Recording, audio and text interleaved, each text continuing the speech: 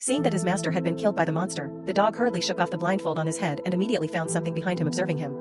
At this time, the old man with his eyes covered also found something wrong. He hurriedly followed the sound and groped towards the hound. Unexpectedly, the next second, the hound's eyes suddenly mutated, and then it bit the old man beside it crazily. The shrill scream immediately attracted the attention of Brother Chong nearby. He hurriedly kicked the door open and let Hei Mei and the little girl go in first.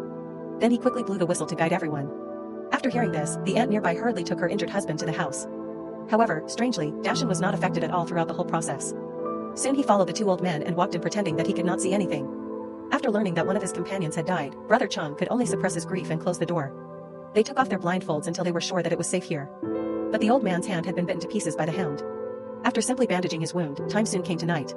Dashan looked at the frightened little girl in front of him and suddenly thought of his own daughter. He then gave her the necklace that belonged to his daughter, hoping that the pendant could protect her safety.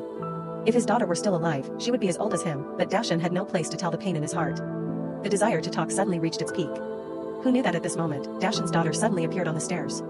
She was very angry and asked Dashan why he gave her necklace to others. They were just lambs to be slaughtered. Then she gave Dashan an order to kill everyone here, and they would soon be reunited with their mother. Not long after, Dashan waited for an opportunity.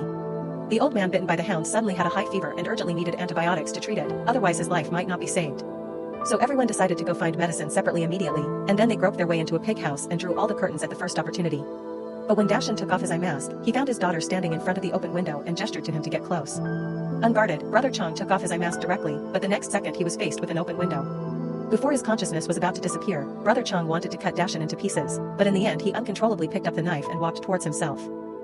But unlike in the past, there was no soul beam after Brother Chong's death. Dashan, who was strong, suddenly became a little overwhelmed. At this time, Hei Mei, who heard the movement, groped over. His daughter asked Dashan to take off Hei Mei's eye mask quickly, but Dashan did not listen to his daughter this time, but took Hei Mei away quickly. At the same time, he also doubted this daughter.